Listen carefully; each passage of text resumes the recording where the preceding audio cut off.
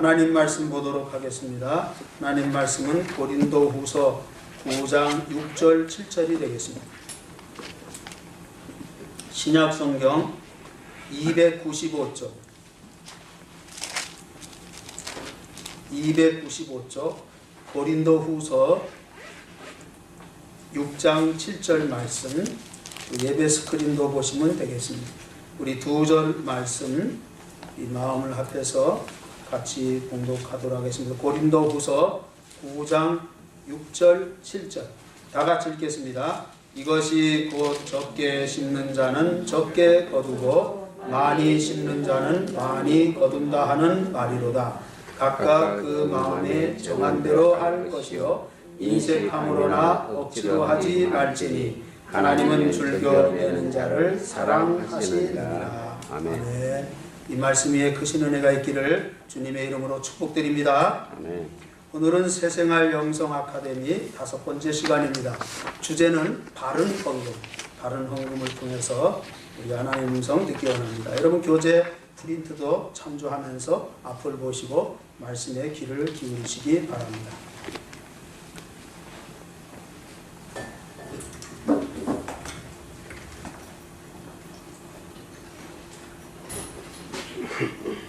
바른 헌금입니다. 우리가 헌금이라는 의미와 뜻을 바로 이해할 때 헌금을 바로 할 수 있겠죠. 그렇죠. 헌금의 정신도 있고 헌금의 의미도 있고 헌금의 원리도 있습니다. 우리가 다방면에서 헌금에 대한 이해가 필요한 사람이 그 목적과 방향에 대해서 의미를 바로 파악하게 될 때 정말 의미 있는 자세로 동참할 수가 있는 것이죠. 그렇죠? 뜻이 있는 자세로 동참할 수가 있는 것입니다. 그럼 교회에서 말하는 헌금이란 과연 무엇을 의미하는가? 첫째로는 감사의 표현입니다. 한번 따라서 합시다. 감사의 표현. 감사의 표현. 헌금에는 반드시 감사가 나타나야 되는 거죠. 헌금은 감사의 표현입니다. 하나님이 우리에게 주신 그 모든 은혜에 대해서 진심으로 하나님 앞에 감사하는 표로서 예배를 통해서 바치는 제물이 헌물이죠. 그렇죠? 이 헌금은 예배 안에 있는 순서에 해당되는 분야잖아요. 그러니까 헌금도 바로 해야 돼요. 그렇죠? 우리가 설교도 바로 들어야 되고 찬송도 바로 불어야 되고 헌금도 바로 해야 된다는 거예요.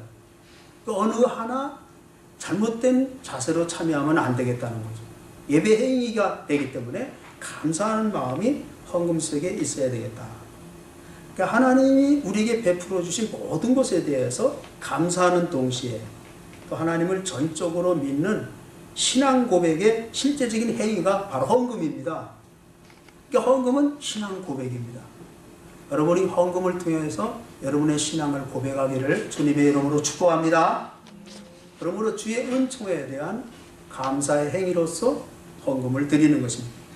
그 다음에 두 번째로 헌금은 신앙의 표현입니다. 한번 따라서 합시다. 신앙의 표현. 신앙의 표현. 헌금은 신앙의 표현입니다.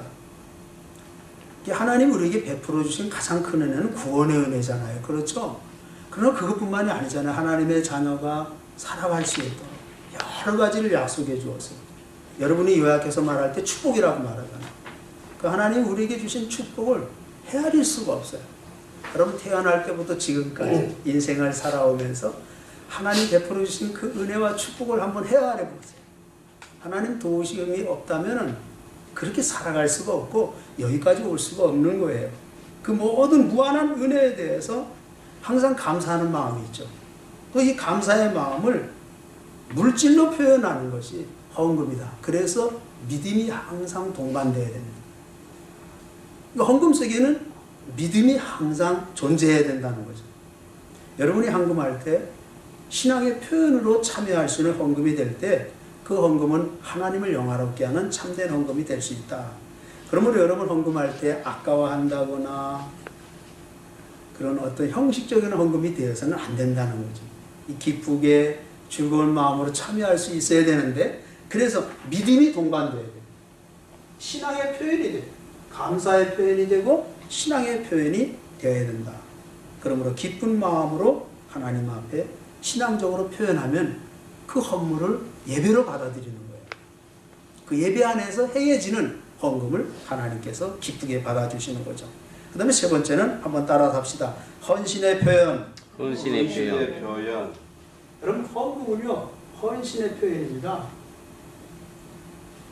쉽게 말해서 우리의 마음도 드리고 우리의 몸을 하나님 앞에 드린다는 응답의 표현이잖아요. 이 예수 믿는 사람은요, 교회와 사회와 하나님께 대해서 어떤 의무를 다하기 위한 실천 행위의 하나가 어떤 의미에서 헌금이라고 할 수가 있겠어요. 의무이죠. 그렇죠? 그래서 하나님 앞에 물질을 드림으로 교회가 세워지고 이 사회가 아름다워지고 또 우리가 하나님으로부터 부여받은 그 사명을 성실하게 감당할 수 있잖아요. 그렇잖아요. 마음만 하는 게 아니잖아요. 하나님 앞에 헌신한다. 나를 드린다. 나의 몸을 드린다. 나의 삶을 드린다. 그런 의미가 담겨져 있는 것입니다. 헌금만이 헌신의 표가 되는 것은 아니지만 헌금은 헌신을 나타내는데 매우 구체적인 방법으로 이해하게 되는 것입니다. 그러므로 여러분, 헌금한다고 할 때 하나님 앞에 전적으로 나를 드린다는 믿음으로 참여할 수 있는 그런 헌금이 되어야 하는 것입니다. 자꾸만 헌금은 습관적으로 하다 보니까 형식화되기가 쉽잖아요. 그렇죠? 이런 헌신의 의미로 동참해야 된다. 네 번째는 헌금은 따라서 합시다. 보답의 표현. 보답의 표현. 그렇잖아요. 헌금은 보답의 표현이잖아요. 예수 믿는 사람은 하나님께로부터 많은 은혜를 받았잖아요. 받은 은혜에 대해서 우리가 어떻게 다 보답할 수 있겠어요? 그러나 하나님께서 우리에게 명령하신 거 있잖아요. 은혜 받은 대로 응답하는 겁니다. 보답하는 행위가 바로 헌금이라는 거죠. 사실 우리가 다 갚으라고 하면 다 갚을 수 있겠어요? 여러분, 어떻게 하나님 주신 은혜에 대해서 다 갚을 능력이 있겠어요? 다 갚을 능력은 없어요. 그러나 내 분수에 맞게 믿음에 불리한것 하나님 앞에 보답하는 마음으로 동참하는 것이 헌금이다. 그렇기 때문에 헌금은 예배의 일부로서 드리는 예배의 행위라고 할 수가 있겠습니다. 우리는 무엇보다도 헌금으로 거룩하신 일에 참여하는 정신으로 헌금하는 것입니다. 자, 이런 보답의 표현, 자, 감사의 표현, 신앙의 표현, 헌신의 표현, 보답의 표현이 바로 헌금이다. 자, 그렇다면 헌금의 필요성은 뭐냐는 거죠. 필요성을 이해해야 됩니다.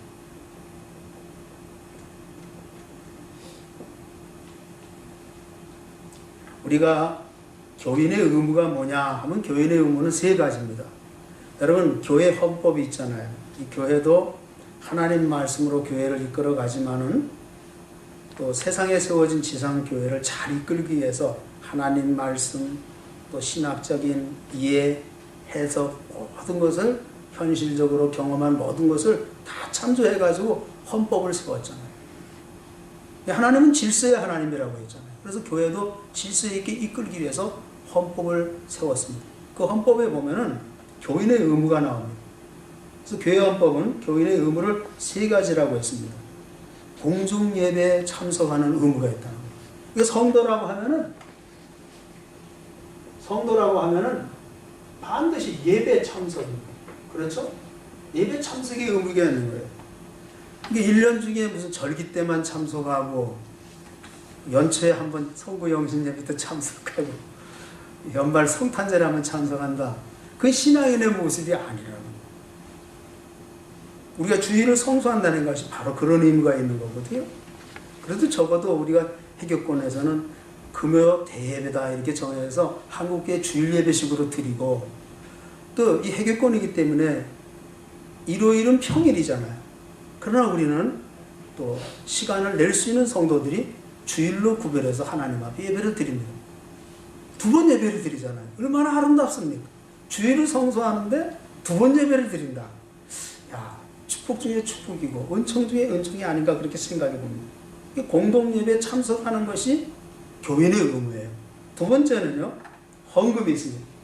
두 번째 의무는 헌금의 의무가 있는 거예요. 우리가 이 지상에서요, 사는 날까지 하나님으로부터 부여받은 사명이 하나 있잖아요. 그게 뭡니까? 선교 사명입니다. 이 선교 사명을 주님이 오시는 그날까지 끝까지 감당하기 위해서는요, 헌금의 의무를 다해야 이 땅을 복음화시킬 수가 있는 거예요. 그렇죠. 교회도 하나의 조직이기 때문에 교회가 움직이기 위해서는 여러분들의 희생과 수고와 땀과 눈물이 필요한 거예요. 우리가 하나님 앞에 헌금으로 동참하게 되면 하나님은 그 헌금을 통해서 선교의 역사를 이루어가게 되는 것이죠. 그 다음에 세 번째, 교회 7위의 복종이죠. 우리가 뭐 다 기억하고 있겠지만 7위의 복종은 이 세 가지 의미가 굉장히 중요합니다. 어떤 분은요, 예수 믿으면서 예배는 잘 드려요. 그렇죠. 그러나 우리가 하나님을 섬기는 데 있어서 헌금으로는 제대로 감당하지 못할 때도 있잖아요. 그렇죠. 또 어떤 분은 예배도 잘하고 헌금도 잘하고. 근데 교회 7위에 복종하지를 아니에요. 이 질서의 하나님이기 때문에 교회는 하나님 말씀을 통해서 신앙으로 선도하고 말씀으로 이끌고 진리로 교훈해서 그 성도를 하여금 바로 세워나가는 거잖아요. 그러니까 교회는 질서의 하나님이기 때문에, 질서의 교회이기 때문에 7위를 통해서 성도들을 바른 길로, 바른 신앙의 길로 인도하는 겁니다. 그런 의미에서 교인의 의무 중에 하나가 바로 헌금의 의무다. 그래서 의무는 여러분 구속력을 갖는 것이죠. 그래서 구속력을 갖는 것이기 때문에 교인 된 분들은 모두 다 하나같이 하나님 앞에 헌금을 드리게 되는 것이죠. 그 다음에 두 번째 굉장히 중요한 겁니다. 헌금의 필요성의 두 번째는 한번 따라갑시다. 청지기. 청지기 신앙입니다. 이 참 청지기론을 우리가 한번 바로 이해해야 돼요. 저도 사실 어려서부터 태어나자마자 교회 다닌 거 아닙니까?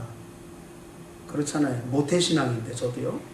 그러나 이 청지기 훈련을 받아본 적이 없어요. 그러니까 교회는 다니지만 바른 성도 역할을 감당하지 못했다는 거죠. 근데 어느 날 좀 나이가 들어서 깨달은 거예요. 신학 공부하면서 또 말씀으로 훈련받으면서 그리고 나 나름대로 하나님 말씀을 연구하면서 내가 하나님의 청지기라는 사실을 발견하는 그 순간부터 내 인생이 달라지기 시작하더라. 여러분은 하나님의 자녀인 동시에 하나님의 청지기라는 믿음을 가져야 됩니다. 한번 따라잡시다. 나는 하나님의 청지기다. 할렐루야. 아멘.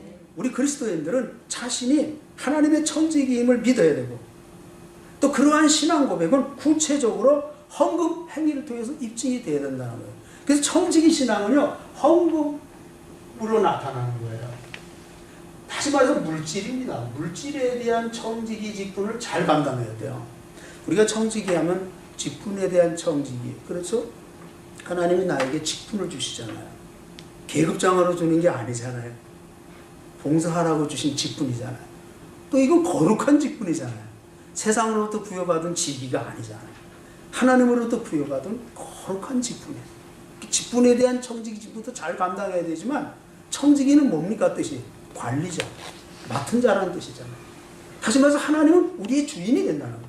내 몸의 주인일 뿐만 아니라 우리 물질의 주인이 되고 우주 만물의 주인은 하나님이다. 우리는 그분을 통해서 부여받은 맡은 자일 뿐이다. 이게 청지기 신앙이에요. 여러분은 주인이 아니에요? 한번 따라서 해볼까요? 하나님만이 우리의 주인 되신다.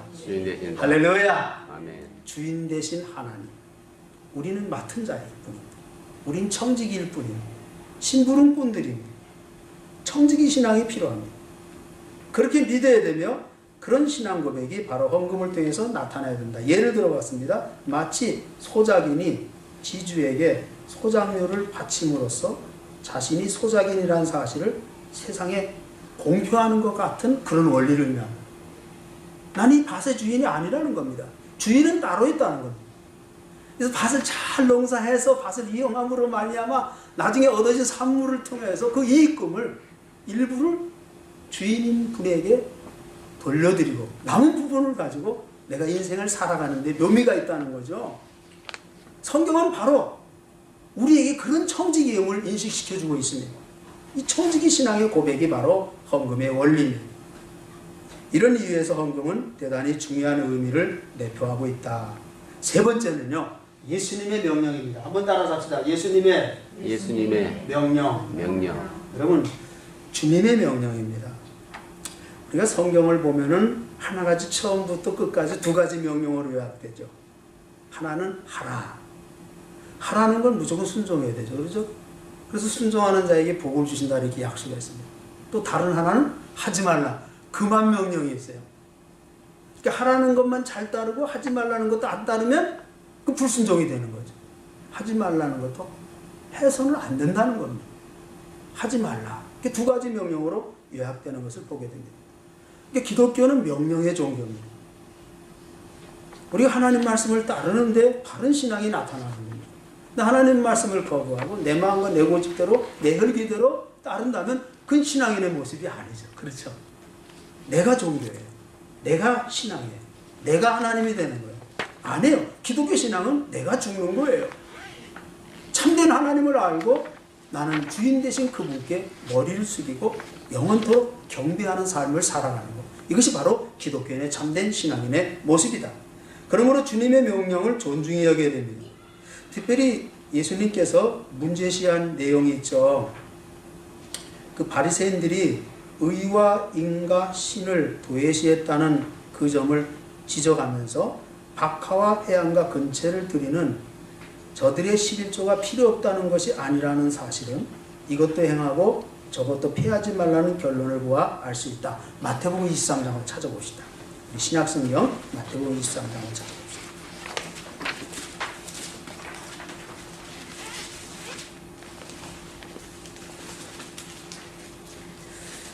여러분 이 말씀을 잘 묵상해 보세요. 40쪽에 있습니다. 신약성경 23장 23절.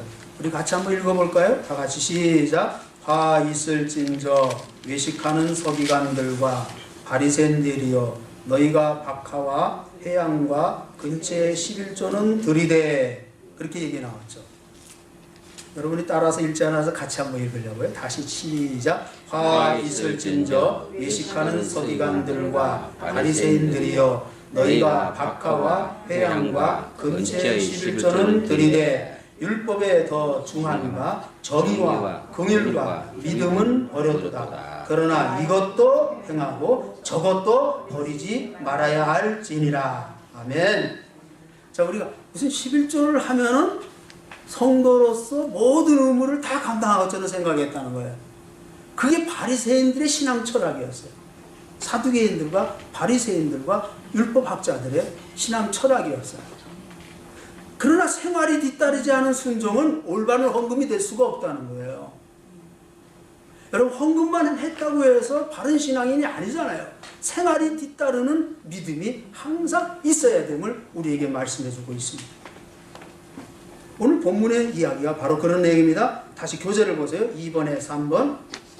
예수께서 문제시한 것은 바리새인들이 의와 인과 신을 도외시했다는 점이었지 박하와 해양과 근처를 드리는 저들의 11조가 필요 없다는 그런 가르침 내용이 아니라는 거예요. 그것도 하고 이것도 있어야 된다는 거예요. 여러분이 하나님을 믿는 그 믿음의 행위가 생활 속에서 나타나기를 주님의 이름으로 축원합니다. 답변이 시원치가 않네요. 우리가 숫자가 적어도 믿음으로 응답하고 믿음으로 참여해야 됩니다. 그럴 때 말씀이 되고 은혜가 되죠. 바로 주님의 명령입니다. 주님은 우리에게 11조도 하고 그리고 생활 속에서 그리스도인다운 삶을 살아가라고 말씀하고 있습니다.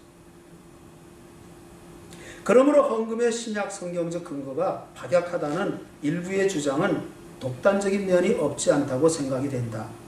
만일 헌금이 필요 없는 것이라면 예수께서 가난한 과부가 그의 총재산인 렙톤 둠립을 헌금하도록 방관하셨을 리가 없을 뿐 아니라 그 여인에 대해서 공중 앞에서 칭찬까지 하셨을 리가 없다는 거죠. 참 하나님은요 정확하게 아시는 분이잖아요. 과부의 그 동전 두 렙톤이 하나님을 기쁘시게 하는 헌금이 되었다는 겁니다. 여러분 헌금을 양으로 따지지 마세요. 믿음 안에서 참여하는 헌금이 돼야 바른 헌금이다. 할렐루야. 아멘. 그래서 헌금 때문에 여러분 신앙생활 하는데 장애가 되어서는 안 돼요. 헌금 때문에 시험에 들어서도 안 돼요. 바른 헌금이 되기 위해서는 항상 믿음이 동반돼야 된다. 그 믿음이 있으면 그 헌금이 바른 헌금이 되고 하나님을 기쁘시게 하나님께 연락되는 헌금이 될 수 있다. 그러므로 주님의 명령이기 때문에 헌금하게 된다는 겁니다. 그 다음에 헌금의 원리를 생각해 보겠습니다. 원리에 맞게 헌금하면 하나님께는 영광을, 교회에는 기쁨을, 자신에게는 뭘 가져와요? 축복. 한번 따라서 영광, 기쁨, 축복. 여러분 적어도 헌금할 때 이 세 가지를 누려야 돼요. 세 가지 중에 하나라도 누릴 수 있어야 돼요. 근데 헌금함으로 그냥 끝나고 하나님께 영광이 되지 못하고 우리 모두에게 기쁨이 되지 못하고 나에게 축복이 아니라면 그저 헌금은 형식으로 끝날 뿐이잖아요. 요즘 하나님께 영광이 됩니다. 교회의 기쁜 결과가 나타납니다. 나에게 축복으로 임하는 것이 헌금입니다. 그래서 원리에 어그러지면 그와 반대 현상을 빚어내게 된다는 사실을 성경이 우리에게 가르쳐주고 있는데요. 헌금은 세 가지 원리입니다. 아주 쉬워요. 자, 헌금의 원리 생각해 보겠습니다. 헌금의 원리 세 가지입니다. 첫째는 모든 헌금은 하나님께 드리는 겁니다. 한번 따라서 합시다. 하나님께 드리자. 할렐루야. 제가 농촌에서 목회할 때 어느 성도님이 성탄절 때 이 구제품 같은 거 이렇게 나눠주잖아요. 과거에 어떤 교인이 담요 한 장을 받아가셨어요. 구제 선물로. 그래서 몇 주 나오시더라고요. 그동안 그 다음에 안 나오시는 거예요. 왜 안 나오시냐 그랬더니 담요 값을 다 했다는 거예요. 또 어떤 성도는요, 그 헌금을 거두어서 이 농촌은 이 숫자도 많지 않고 그렇잖아요.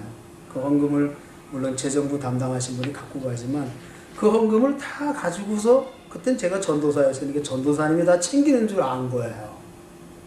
헌금하면 다 전도사가 다 가져가는 줄 알고 있었던 거예요.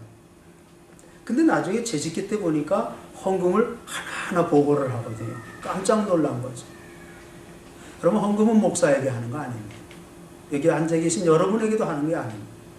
헌금은 하나님께 하는 겁니다. 할렐루야. 아멘. 우리가 헌금할 때 헌금의 원리는 하나님께 드리는 겁니다. 그러니까 기도하면서 드려야 되고요. 준비하면서 드려야 되고요. 형식화되어서는 안 된다는 거예요. 바른 헌금이 돼. 그 정성을 쏟아야 된다는 거예요. 주머니를 들쩍들쩍거리다가 지갑을 들쩍들쩍거리다가 그러면 안 된다는 겁니다. 우리가 주님 앞에 나올 때는 헌금을 드린다는 그런 헌금의 원리, 하나님께 드린다는 그런 믿음을 가지고 잘 준비된 헌금이 되는 예배가 되는 거죠. 헌금이 되는 거죠. 그렇게 드릴 수 있는 여러분들이 되시기를 축복합니다. 네. 두 번째는요, 최상의 것으로 드리는 겁니다. 내 분수것, 내 형편껏 드리는 거예요. 가난하고 해서 못 드릴 헌금이 없죠. 또 못 드릴 수도 있죠. 왜? 없는데 어떻게 드립니까? 그렇죠. 지금 먹을 영식이 떨어져요. 그러나 내 생활에서 내 분수에서 최상의 것으로 하나님 앞에 드리는 것이 헌금입니다. 첫째는 하나님께 드리는 거고, 두 번째 원리는 최상의 것으로 드리는 겁니다.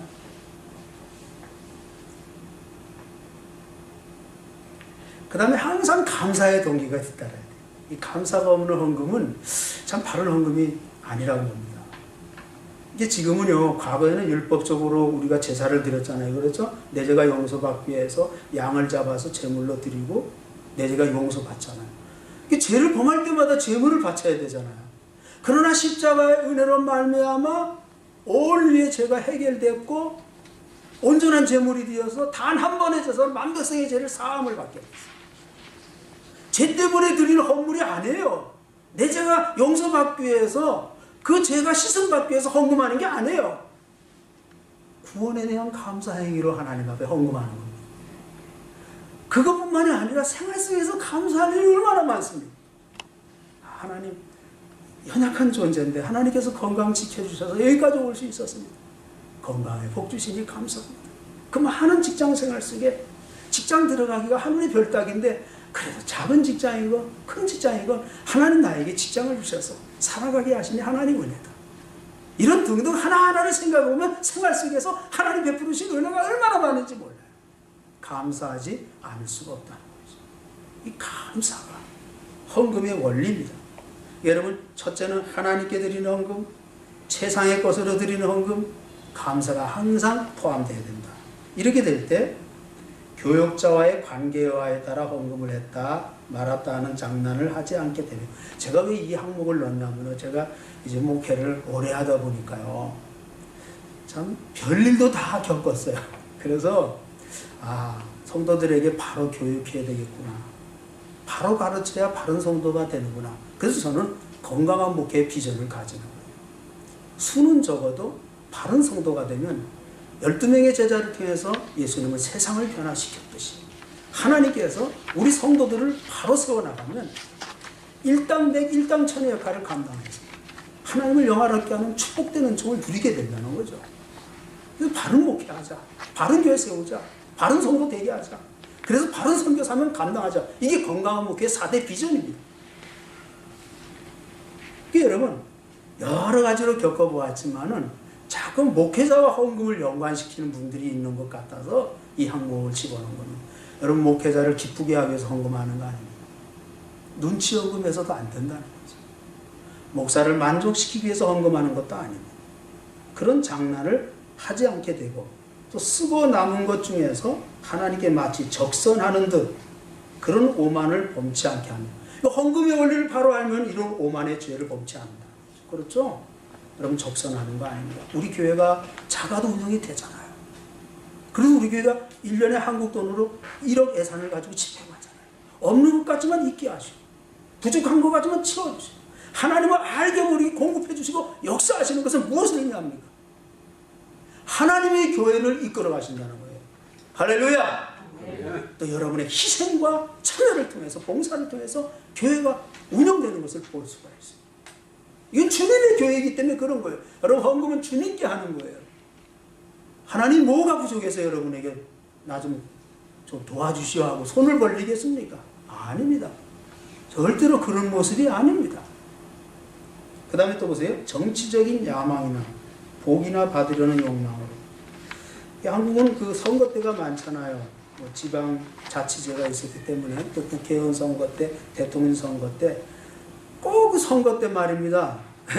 고을에서 좀 이름 있는 분들이 찾아와서 아무개 하면서 감사 헌금 봉투를 올려요. 이게 바른 헌금이 아니고 헌금이 아니에요. 이건 자기 이름을 나타내려고 하는 그런 정치적인 뜻이 담겨져 있는 헌금이죠. 그래서 어느 교회는요, 목사님이 광고 시간에 그 헌금을 딱 받아서 이 헌금은 되돌려 드리겠습니다 그랬다는 거예요. 참 그 멋진 목회자다, 저는 그렇게 생각이 들어요. 그 바른 헌금이 아니거든요. 우리는 하나님 앞에 바른 헌금해야 돼요. 이런 욕망으로, 인간적인 욕망으로 하나님을 매수하려는 죄를 범치 않도록 만든다는 거죠. 그러니까 헌금의 원리를 바로 알아야 된다. 그 다음 뒷면으로 넘어가겠습니다. 헌금의 구분을 생각해 봅시다. 헌금은요, 세 가지로 구분할 수 있어요. 헌금의 종류가 뭐냐, 우리 보면 11조 헌금, 감사 헌금, 절기 헌금, 생일 헌금, 여러 가지 헌금으로 나뉘잖아요. 선교 헌금, 건축 헌금, 장학 헌금, 구제 헌금. 한국 교회는요, 헌금 항목이 많아요. 사실 헌금 항목은요, 다 압축을 하면요, 딱 세 가지예요. 성경에서 말할 때 헌금의 기준은 11조입니다. 11조로 기준할 때 세 가지로 분류할 수 있는데, 첫째가 11조 이하 헌금이 있잖아요. 자, 보세요. 여러분. 11조 이하 헌금. 그러니까 11조가 안 되는 헌금이죠. 그렇죠? 그러니까 우리가 이 한국교회에서 행해지는 헌금을 봅시다. 11조 이하 헌금은 되게 월조 헌금을 하잖아요. 월조 헌금은 11조에 준한 헌금이죠. 일정액을 11조는 드리지 못하지만 한 달에 한 번씩 정해서 하나님 앞에 드리잖아요. 그렇죠? 또 어떤 분은 월조 헌금을 생활비에 11조로 드려요. 그것도 월조 헌금이나 다를 바가 없죠. 11조가 아니니까. 그렇죠? 수입의 11조가 아니니까. 또 어떤 분은 나이가 드신 분인데 그래도 하나님께 봉사하는 마음이 필요하잖아요. 그래서 또 자녀들이 준 용돈에서 11조를 드리신 분도 있어요. 용돈에서. 네. 그런 분들은 어떤 면에서 정상적인 11조지만은 그러나 그분들이 하나님 앞에 정하여 드리는 11조 이하의 헌금이 있어요. 엄밀하게 따지면 11조 헌금은 아니죠. 두 번째는요, 11조 정액 헌금이 있어요. 참 이게 쉽지가 않죠. 그렇죠? 11조 정액 헌금이 있습니다.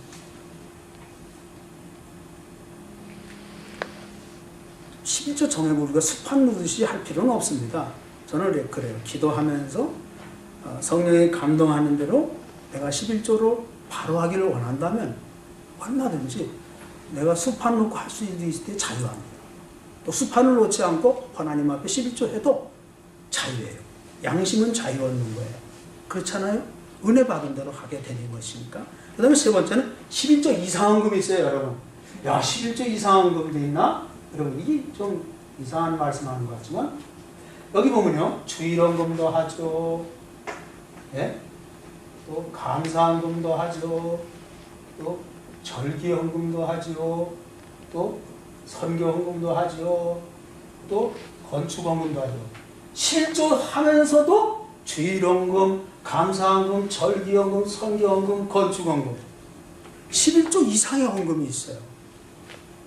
우리가 항상 여러분이 기도할 때 헌금 때문에 주님 못 섬기고 헌금 때문에 교회 이동하고 헌금 때문에 예수 못 믿는다. 그거는 바른 신앙인의 모습이 아니거든요. 아까 조금 전에 서론에 얘기했죠. 헌금은 신앙인의 의무다. 바른 헌금이 되기 위해서는 어떻게 헌금해야 될까? 하나님 앞에 기도하면요, 하나님께서 이하 헌금도 기쁘게 받으시고 정액 헌금도 기쁘게 받으시고 이상 헌금도 기쁘게 받으신 하나님이세요. 예. 여러분의 믿음에 분량껏 드리는 헌금이기 때문에 할렐루야. 여러분 헌금을 그런 마음으로 하세요. 그래서 앞으로 하나님 때가 돼서 11조 못하신 분 11조 할 수 있는 은혜를 주시면 또 그때 가서 맛을 느끼는 거예요. 또 11조를 하되 11조 이상의 헌금을 할 수 있으면 또 그때 가서 때가 되면 할 수가 있는 거예요. 못하면 11조 이하의 헌금도 함으로써 우리가 믿음의 분량과 동참하면 되는 거예요. 바로 세 가지로 요약할 수 있다. 그러므로 여기 보세요. 이런 헌금의 계단적인 전진은 각자의 신앙과 경제 성장에 정비례해야 될 것이고 결코 자신의 허영심이나 타인의 강조에 의해서 하지 말 것은 그렇게 했을 경우 득보다 해가 더 많기 때문입니다. 그래서 형식 헌금이라는 것이 나오잖아요.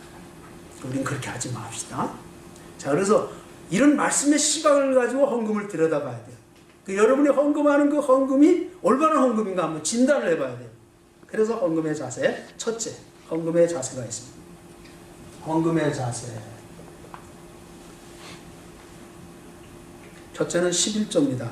하나님 명령이죠. 말라기 3장 10절. 다 같이 읽읍시다. 시작. 만군의 여호와가 이르노라. 너희의 온전한 11조를 창고에 들여 나의 집에 양식이 있게 하고 그것으로 나를 시험하여 내가 하늘 문을 열고 너희에게 복을 쌓을 것이 없도록 붙지 아니하나 보라. 아멘. 하나님이 나를 시험하라는 말씀 중에 특별히 11조를 강조한 내용이 있어요.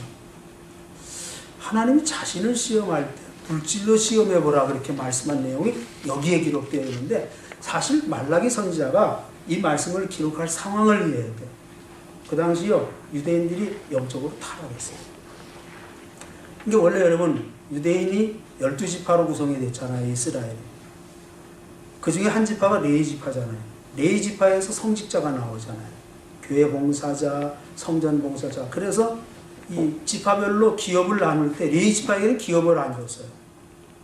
나머지 11지파에게만 기업을 주고 11지파가 농사 짓고 얻어진 수입의 11조를 가지고 한 지파를 살렸어요. 그게 레위지파예요. 한 지파가 먹고 살았어요. 그런데 이스라엘 사람들이 그 하나님 명령에 순종하지 않고 헌금도 안 해, 11조도 드리지 않아.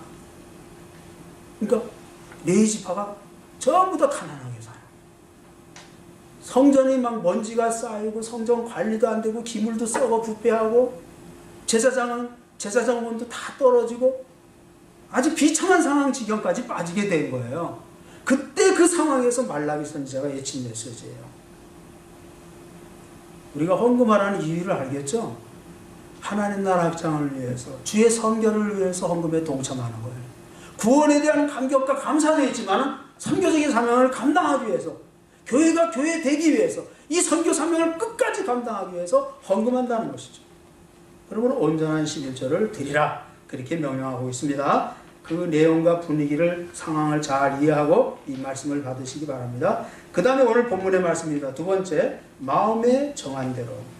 각각 그 마음에 정한 대로 하라 그랬어요. 내가 정하고 하나님이 정하실 수도 있죠. 제가 조금 전에 말씀한 내용이 그래요. 기도하고 헌금을 하는. 그럼 하나님이 오늘은 어느 정도 하면 되겠다. 어느 부흥사님이 우리 교회 와서 부흥회를 하시는데 그분이 헌금하는 방법을 이렇게 설명하더라고요. 여러분, 감사헌금은 이렇게 하세요. 그래요, 그 목사님. 근데 저 양반 참 새롭게 해석을 한다 그랬어요. 근데 그게 맞는 해석인지 이해가 되는 해석인지 제가 대신 말씀을 드릴게요.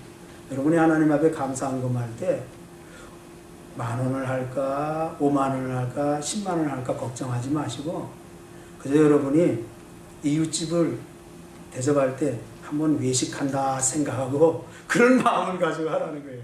여러분이 외식할 때 가족이 외식하면 얼마를 하나님께 외식할 때 얼마를 사용합니까? 하니까 예, 한 2만 원 사용합니다. 그러면 그 정도 감사헌금 하면 될 것 같습니다. 우리 외식할 때 한 100드람 쓸 것 같다 하면 한 300드람 감사헌금 하면 될 것 같다. 그런 마음을 가지고 또 손님을 대접할 때는 어느 정도 예산을 씁니까? 한 500드람 쓰는 것 같습니다 하면 자신의 형편대로 쓰라는 거죠. 그렇게 비유적으로 설명을 하더라고요.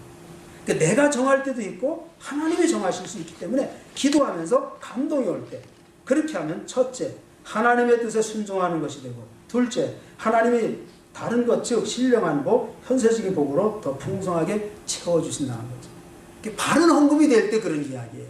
헌금한다고 해서 복 받는다? 아니에요. 바른 믿음으로 드리는 바른 헌금이 될 때 그 헌금은 하나님께 연락이 되고 헌금에 따라 하나님이 주시는 은총이 임합니다. 세 번째는요, 따라서 합시다. 즐거운 마음으로. 고린도후서 9장 7절의 말씀이죠. 다 같이 한번 읽읍시다. 시작. 인색함으로나 억지로 하지 말지니 하나님은 즐겨 내는 자를 사랑하시느니라. 아멘. 참 중요한 말씀이 나옵니다. 인색함, 억지 헌금. 인색한 헌금도 있고 억지 헌금 되는데 하나님은 즐거운 헌금을 받으신다는 거예요. 여러분, 이게 헌금의 원리입니다. 사도 바울이요, 특별히 고린도후서에서 강조했잖아요. 고린도 교회 교인들은 성령 충만했잖아요. 또 성령 충만한 동시에 이런 교육이 안 됐기 때문에 문란했어요. 생활은 완전히 엉망진창이었어요. 교회가 분파가 형성되고 막 은사도 받긴 받았는데 그 은사를 가지고 남용해가지고 막 엎치락 뒤치락 하고 뭐 영적 권위가 다 사라지고 교회가 막 혼란에 빠져요. 그때 헌금에 대해서도 바른 헌금을 하라고 가르치신 원리가 이 말씀이에요. 여러분, 성경에 기록된 상황을 이해해야 돼요. 삶의 자리로 돌아가 봐야 돼요. 바로 오늘 우리 입장과 마찬가지예요. 이 의미를 모르고 헌금하니까 시험에 들었다 할까 말까 고민도 하고 그러면 안 된다. 할 수 없으면 안 해도 되는 거고 할 수 있으면 해도 되는 것이고 많이 하면 많이 할수록 또 하나님 앞에 기도하는 대로 감동받은 대로 하는 것이고 내가 적게 하는 것이 내 분수라면 적게 함으로써 하나님을 기쁘시게 하는 헌금이 될 수 있다는 거죠. 헌금 때문에 시험에 들 의의가 없다는 거다. 바로 즐겨내는 자를 하나님이 사랑하신다. 네 번째는요, 따라서 합시다. 모일 때마다. 이 원리가 참 중요한 원리입니다. 물론 우리 교회는 모일 때마다 하지는 않습니다. 그러나 우리가 성경을 통해서 우리가 바른 하나님의 가르침을 받는 것이죠. 시편 96편 8절의 말씀입니다. 한번 다 같이 읽어봅시다. 시작. 여호와의 이름에 합당한 영광을 그에게 돌릴지어다. 예물을 가지고 그 궁정에 들어갈지어다. 아멘. 이 시편의 내용은 성전에서 예배 드릴 때 낭독했던 교동문이잖아요. 지금 교동문이 바로 시편을 활용하잖아요. 그렇죠? 예배할 때 활용하던 말씀이잖아요. 항상 모일 때마다 예물을 하나님 앞에 봉헌했던 것을 보게 됩니다. 또 빌립보서 4장 18절 거기 기록해 놨습니다. 다 같이 읽읍시다. 시작. 내게는 모든 것이 있고 또 풍부한지라 에바브로디도 편에 너희가 준 것을 받음으로 내가 풍족하니 이는 받으실 만한 향기로운 제물이요 하나님을 기쁘시게 한 것이라. 아멘. 이 사도 바울은요, 맨 처음에는 자립하는 선교를 했잖아요. 그래서 텐트 메이커라고 하죠. 요즘 전문인 사역자들, 어떤 특별 단체에서 지원하는 지원금이 없고 직업을 가지면서 선교하는 직업인 선교사가 있죠. 전문인 선교사라고 하죠. 텐트 메이커, 자기가 직업을 가지고 활동했다. 사도 바울 때 맨 처음에는 텐트 메이커였잖아요. 그러나 자꾸 복음이 활성화되고 가는 곳이 많아지고 개척할 수 있는 교회가 많아지니까 자기 직업으로는 감당할 수가 없어요. 생활은 해결돼야 돼요. 그래서 각 교회가 후원금을 모아가지고 지원받기 시작했죠. 바로 그때 기록된 말씀 중에 갇힌 몸으로서 헌금에 대해서 강조하고 여기서 교훈하고 있는데, 내게는 모든 것이 있었다. 풍부했다. 너희가 준 것을 받아 헌금을 받았다는 거죠. 그리고 내가 풍족했다. 이 헌금은 받으실 만한 향기로운 제물이고 하나님을 기쁘시게 한 것이다 하고 기록된 내용입니다. 자, 그럼 이 말씀을 통해서 결론을 맺습니다. 자, 결론을 한번 봅시다. 헌금은 돈이기 전에 하나님께 드리는 예물, 즉 선물이자 하나님이 기뻐하시는 향기로운 제물입니다. 여러분, 이것을 잊지 마시기 바랍니다. 썩은 냄새 나는 헌물이 아닙니다. 향기로운 제물입니다. 할렐루야. 아멘. 여러분, 하나님 앞에 헌금할 때요, 향기로운 제물입니다. 이 아랍 사람들 향수를 너무 많이 뿌려서 탈이지만은 적당히 뿌린 향수는 우리 모두를 즐겁게 하잖아요. 향기로운 제물이라고 그래서. 오늘날 대부분의 교회에서는 주일 대예배 외에는 헌금을 걷지 않는다. 물론 행정상의 이유도 있겠지만 중요한 것은 예물은 주의 이름으로 모여드리는 예배의 중요한 요소라는 사실이다. 예배 속에 있는 행위예요. 예배 안에 있는 행위가 헌금이라는 겁니다. 근데 그 예배를 이건 지우고 이건 빼고 그렇게 인간적으로 그렇게 선택할 이유가 없다는 거죠. 그렇죠? 바른 말씀이죠. 또한 어떤 교회에서는 헌금이 불신자들에게 부담을 준다고 하여 아예 헌금 시간을 없애고 각자가 알아서 헌금함에 넣게 하기도 한다. 그래서 요즘 도시에 가보면 좀 더 헌금함이 입구에 있잖아요. 초신자들에게 부담이 돼서는 안 된다. 시험에 들게 해서는 안 된다. 자유헌금을 하자 해가지고 헌금함을 성전 입구에 두잖아요. 근데 이것도 바른 헌금 제도는 아니라는 거죠. 이 모든 것이 헌금에 대한 성경적인 이해가 부족해서 생긴 일이다. 신자들의 헌금은 나의 모든 소유가 하나님의 것이란 신앙 고백의 표현이며, 이 청지기 정신이죠. 헌금을 통해 내 마음과 정성을 하나님께 바침으로써 하나님을 기쁘시게 한다는 사실을 제대로 알면 이게 헌금의 원리라는 거죠. 오히려 헌금 시간이 기다려지고 기쁜 마음으로 드릴 수 있게 된다는 거예요. 야, 여러분, 헌금할 때 기다려집니까? 기쁜 마음으로 참여하게 됩니까? 이건 바른 헌금입니다. 근데 헌금 시간이 부담이 되고 일부러 헌금 시간에 밖으로 나가시는 분도 계세요. 부담이 돼서 그런 거 아니에요. 이런 헌금은 헌금이 아니라. 오늘 여러분이 헌금의 바른 원리를 깨닫고 헌금할 수 있으면요, 작은 헌금이건 큰 헌금, 절대로 하나님은 적선을 요구하는 게 아닙니다. 많이 할 수도 있고 적게 할 수도 있고, 그렇죠? 11조 이상도 할 수 있고 정액을 할 수 있고 11조 이하도 할 수 있는 게 헌금이에요. 믿음에 불리한 것, 생활에 불리한 것 참여하면 되는 거예요. 이 모든 것이 헌금에 대한 성경적인 이해가 부족해서 생긴 일이다. 신자들이 헌금은 나의 모든 소유가 하나님의 것이란 신앙 고백의 표현이며, 헌금을 통해 내 마음과 정성을 하나님께 바침으로써 하나님을 기쁘시게 한다는 사실을 제대로 알면 오히려 헌금 시간이 기다려지고 기쁜 마음으로 드릴 수 있게 된다. 이게 결론입니다. 그러므로 억지 헌금 하지 마세요. 죄송한 말씀이지만 눈치 헌금도 하지 마세요. 많이 했다고 해서 목사가 인정하고 적게 했다고 해서 목사가 무시하고, 절대로 그건 바른 목회가 아닙니다. 체면 헌금 하지 마세요. 체면 유지하기 위해서 내가 이 정도면 이 정도 해야 되겠지. 아니에요. 하나님이 아시는 헌금 하세요. 체면 헌금하면 안 됩니다. 기분 헌금, 순식간에 기분이 좋아가지고 기마에서 한번 써보자. 아이고, 여러분, 하나님은 기마의 헌금은 그 올바른 헌금이 아니라고 합니다. 기분 헌금도 하지 마십시오. 또 말 많은 헌금도 있어요. 해놓고서 얼마나 시끄러운지 몰라요. 이건 세상적으로 한 기부금이에요. 하나님을 향한 헌금이 아닙니다. 찌꺼기 헌금 하지 마세요.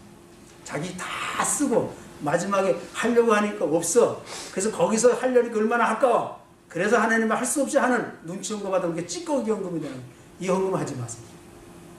1차적으로 하려면 하세요. 그것이 바른 헌금이라는 거예요. 오늘 결론의 내용은 바로 그겁니다. 이런 헌금들은 삼가하고, 헌금은 바른 헌금 자세와 바른 신앙으로 바른 헌금을 해야 된다. 할렐루야. 아멘. 그럴 때 주님이 그 예배 속에서 임재하셔서 우리 헌금을 받으시고 헌금 위에 기름 부어주셔서 30배, 60배, 100배의 기적을 일으키려도 축복해 주시는 거예요. 이것이 되면 행복해지는 거예요. 신앙생활. 여기에 축복의 열매를 거두는 아름다운 은혜가 차고 넘치게 되는 것입니다.